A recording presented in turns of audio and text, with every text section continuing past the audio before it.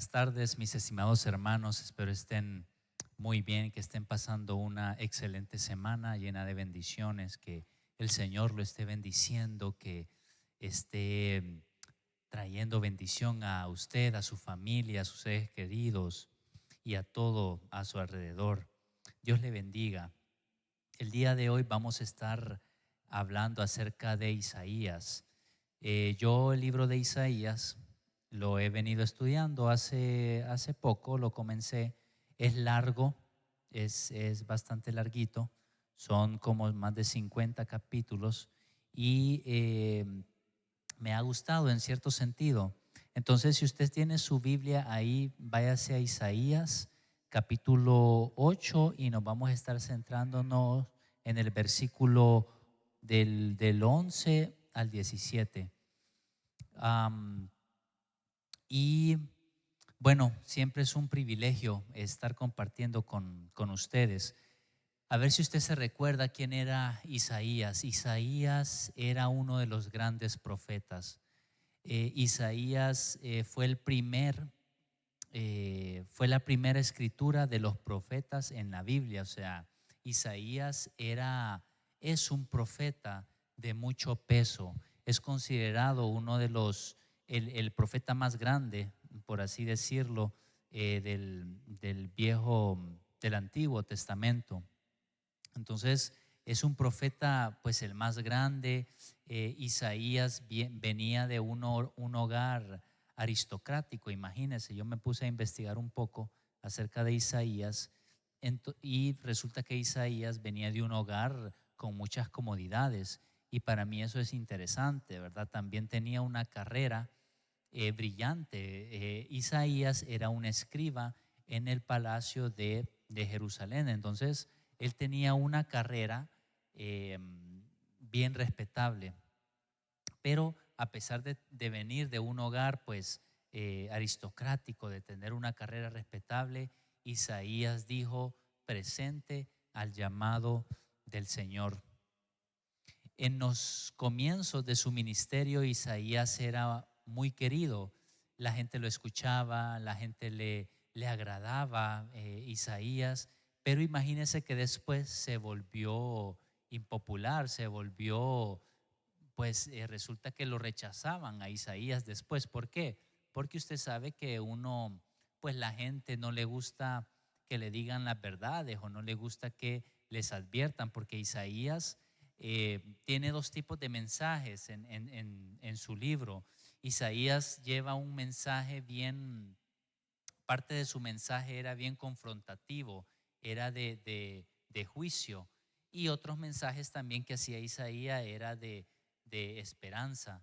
Entonces, cuando la gente lo escuchaba y cuando Isaías les advertía, si ustedes siguen ese camino pecaminoso, el Señor los va a juzgar. Entonces ahí es donde Isaías se volvió impopular, porque le decía a las personas, ustedes tienen que voltearse de esa vida pecaminosa que están llevando, porque si no, el Señor los va a castigar.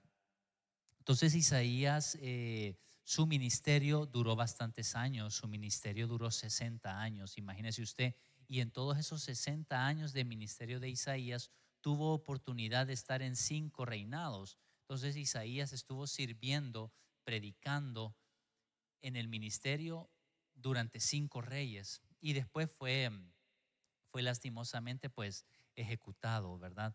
Isaías por lo menos aparece 50 veces en el Nuevo Testamento. Entonces imagínese este profeta de mucho peso que es citado bastantes veces, más de 50 veces en el Nuevo Testamento.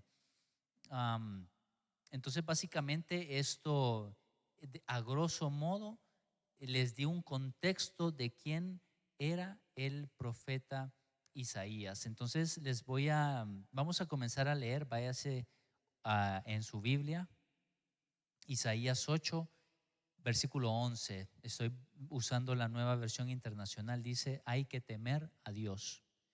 El Señor me habló fuertemente y me advirtió que no siguiera el camino de este pueblo. Me dijo: no digan ustedes que es conspiración todo lo que llaman conspiración esta gente. No teman lo que ellos temen, ni se dejen asustar. Solo el Señor Todopoderoso tendrán ustedes por santo. Solo al Señor deben honrarlo, solo a Él han de temerlo. El Señor será un santuario, pero será una piedra de tropiezo para las dos casas de Israel, una roca que los hará caer. Será para los habitantes de Jerusalén un lazo y una trampa. Muchos de ellos tropezarán, caerán y serán quebrantados. Se les tenderán trampas y en ellas quedarán atrapados. Guarda bien el testimonio, sella la ley entre mis discípulos. El Señor ha escondido su rostro del pueblo de Jacob, pero yo esperaré en Él, pues en Él tengo puesta mi esperanza. Cuando Dios llamó a Isaías, es interesante porque Dios lo llamó y no le anunció victoria. Imagínense ustedes a Isaías en su carrera profesional, por así decirlo, exitosa. Era escriba en el palacio de Jerusalén cómodamente. Yo me imagino ganaba bien, tenía comodidades, vivía bien. Isaías comía bien, tenía sus lujos, era reconocido.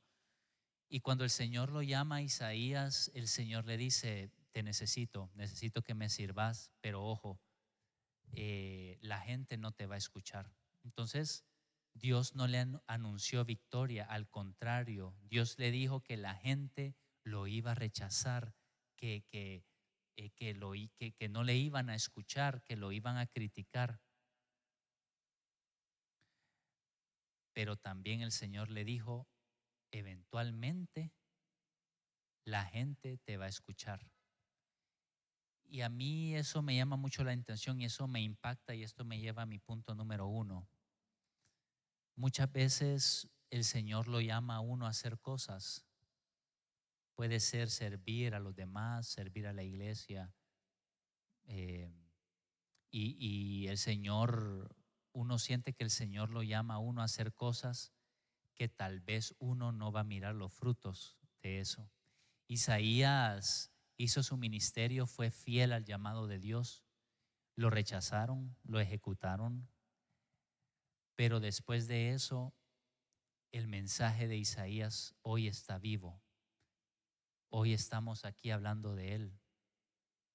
Y así es como Isaías impacta la vida de millones de personas a través de lo que él escribió y a través de su testimonio. Tanto así que en el Nuevo Testamento, como lo he dicho antes, lo citan 50 veces. Y eso que son las veces que se ha documentado. Imagínense cuántas otras miles de veces es seguro en los tiempos del Nuevo Testamento lo recordaron.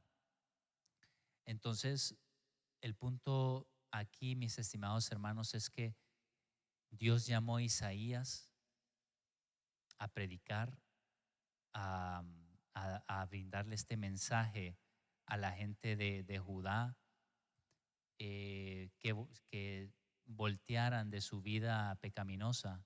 No lo escucharon, pero a pesar de eso, Isaías dijo presente al llamado del Señor, porque su fe, eh, él sabía que en algún momento de la historia, el mensaje de él iba a hacer diferencia, y lo hizo. Entonces, muchas veces, mis estimados hermanos, el Señor nos llama a hacer cosas que tal vez nosotros quedamos: ¿por qué me llamas a hacer esto si yo sé que voy a fracasar? Porque el Señor le dijo a Isaías: eh, no te estoy anunciando victoria porque la gente te va a rechazar, pero eventualmente tu mensaje va a impactar. Entonces, en nuestra vida, el Señor sabe por qué nos llama a hacer las cosas que nos llama a hacer. Puedes que vea los frutos, puedes que tú veas los frutos en el presente, o puede ser que no. Eso ya pasa a un segundo plano. Lo que le toca hacer uno es decirle al Señor: aquí estoy presente. Punto número 2. Resulta que en este tiempo, mi estimado hermano, Judá tenía miedo. Toda la población de ese entonces, toda la gente tenía miedo. ¿Por qué? Porque Judá tenía enemigos bastante poderosos y Judá tenía miedo de una invasión. Constantemente el pueblo de Judá estaba en temor. Pero vemos a un Isaías que les decía a ellos: no teman, ustedes le temen a las personas equivocadas. Entonces mi punto número 2 hoy en día es, hermano, ¿a qué le teme usted? ¿A qué le tiene miedo?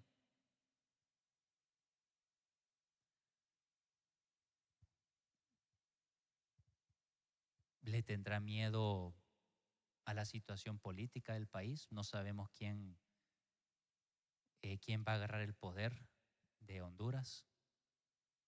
No sabemos quién se va a sentar, ¿verdad? No sabemos si va a seguir el oficialismo, no lo sabemos. ¿A qué le teme miedo usted? ¿Le teme miedo a la situación económica que vive el país? ¿Le tiene miedo usted a situaciones de su trabajo, a personas? ¿Le tiene miedo usted a, qué sé yo, a pensamientos depresivos? ¿Le tiene miedo usted al demonio, al diablo? ¿Le tiene miedo usted a qué más le podríamos tener miedo? ¿A la delincuencia del país? Y son miedos totalmente válidos, ¿verdad? Que la carne pues es normal que sintamos ese tipo de miedos. ¿Le tiene miedo usted a la incertidumbre? No sé si usted tiene trabajo y si no tiene, ¿le tiene miedo a no conseguir trabajo? ¿Le tiene miedo usted al fracaso? ¿A la infelicidad? ¿Qué más se le ocurre a usted? Entonces, como cristianos, no somos llamados a tener miedo. Al que sí le debemos temer es a Dios. Este fue un mensaje contundente de Isaías al pueblo de Judá. Ustedes, les decía Isaías, le tienen temor a la gente equivocada. Ustedes le tienen temor a sus enemigos, pero a ellos no le deben temer, a ellos no les deben temer. Al que sí realmente le deben temer es a Dios. Como cristianos, a quien le debemos tener miedo es a Dios. Y nosotros cada vez que oramos y pensamos de Dios, pensamos como un Padre celestial, y es verdad, es un Padre. Cuando pensamos en Jesús, pensamos en aquel amigo que está siempre por nosotros, y es así. O cuando pensamos en el Espíritu Santo, pensamos en aquel abogado de nosotros, aquel que intercede por nosotros, que está siempre con nosotros y habitando en nosotros. Y todo eso es verdad, pero también está el otro lado de Dios, que hay que temer al Señor. Nosotros como cristianos que andamos en este mundo en tránsito, en un mundo, una vida pasajera, no le debemos tener miedo quién va a ser nuestro próximo presidente, o la situación económica, o si de verdad uno le encomienda la vida al Señor. Al único que le debemos temer es a Él. Las otras cosas, como sea, uno sale. Y como sea, pues uno va a tener paz. Y ese es lo que predicaba Isaías a esta gente. Miren lo que dice el versículo 12. No teman lo que ellos temen. Imagínense, no teman lo que ellos temen. Si usted le tiene miedo a las mismas cosas que alguien que no es cristiano y no conoce al Señor, ¿en qué estamos? No estamos en nada. Y yo sé que es normal tener miedo de la economía, de etcétera, etcétera, pero nuestra paz debe ser mayor y nuestro temor a Dios debe ser mayor. No teman lo que ellos temen. ni se dejen asustar. Estimados hermanos, no nos debemos dejar de asustar. Solo al Señor Todopoderoso tendrán ustedes por santo. Solo a Él deben honrarlo. Solo a Él han de temerlo. Punto número 3. Esto da un poquito de miedo porque dice aquí Isaías también: el Señor será un santuario, pero también será una piedra de tropiezo para las dos casas de Israel, una roca que los hará caer. Será para los habitantes de Jerusalén un lazo y una trampa. Fíjese que esto es bien, da miedo, porque básicamente lo que está diciendo aquí Isaías es que, ok, si uno proclama ser cristiano y uno no le teme a Dios, anda por ahí pecando sin esa culpa, sin preocupación de que estoy dañando mi santidad. Isaías está diciendo aquí, bueno, si escoges ese camino, sos cristiano y tomas malas decisiones sabiendo que son malas decisiones, Isaías le está diciendo: el Señor, el mismo Señor va a ser piedra de tropiezo. El mismo Señor va a ser roca que los hará caer. El mismo Señor será un lazo y una trampa. Caerán y serán quebrantados. No sé si en su vida usted alguna vez ha sido quebrantado, pero eso es lo que nos dice Isaías. Entonces, como cristianos hay que tener cuidado, hay que tomar decisiones sabias, y queremos al Señor de señores de nuestro lado. Punto número 4. Dice el versículo 16: guarda bien el testimonio, sella la ley entre mis discípulos. El Señor prácticamente aquí le estaba diciendo a Isaías: tenés que predicar la ley entre mis discípulos. ¿Usted a quién le está predicando hoy, mi estimado hermano?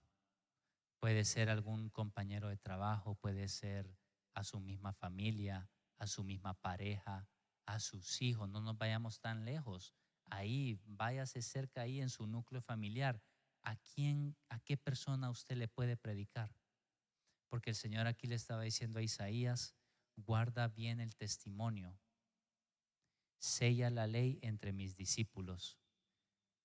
Le estaba diciendo: predícale a los tuyos, a tu gente y a las demás personas. Entonces, el Señor hoy, mi estimado hermano, nos está llamando a predicarle a las personas, predicarle a los nuestros. Pregúntese usted ahí: ¿a quién le estoy predicando? ¿A quién le puedo predicar? Y ojo, yo no estoy diciendo: mira, anda a tu trabajo y sentate media hora con alguien y evangelizarlo. No. A veces una palabra de 1 minuto, 30 segundos, eso basta. A veces un Dios te bendiga, Dios te guarde. Hey, el Señor tiene control. ¿Cómo te fue? Mira, estuve orando por vos. Ahí usted ya está guardando su testimonio y está sellando la ley entre los discípulos del Señor. Entonces esto me ha impactado. Voy a seguir estudiando el libro de Isaías, para que próximamente, cuando me vuelva a parar acá, pues sigamos estudiando y viendo lo que Isaías tiene para nosotros. En conclusión,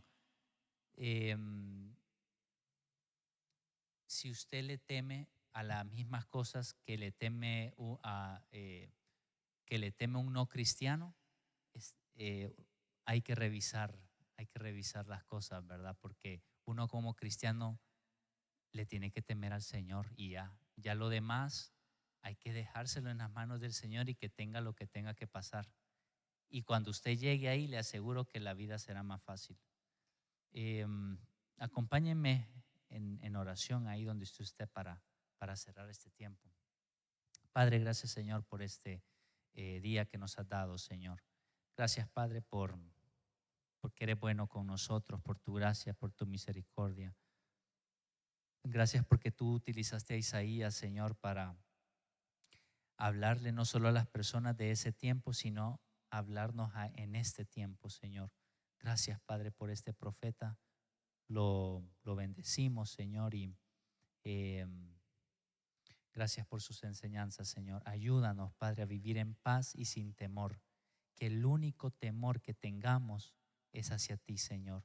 Ya lo demás, pues, te lo dejamos en tus manos, Señor. Ayúdanos, enséñanos a cómo vivir, Señor, como te agrada en esta tierra, Padre, y ayúdanos a predicar tu palabra y ayúdanos a decir, así como Isaías, aquí estoy presente. Gracias, Señor. Todo esto te lo pedimos en el nombre de Jesús. Amén. A mis estimados hermanos, Dios les bendiga. Espero que el Espíritu Santo esté con ustedes y que tengan una excelente semana. Bendiciones.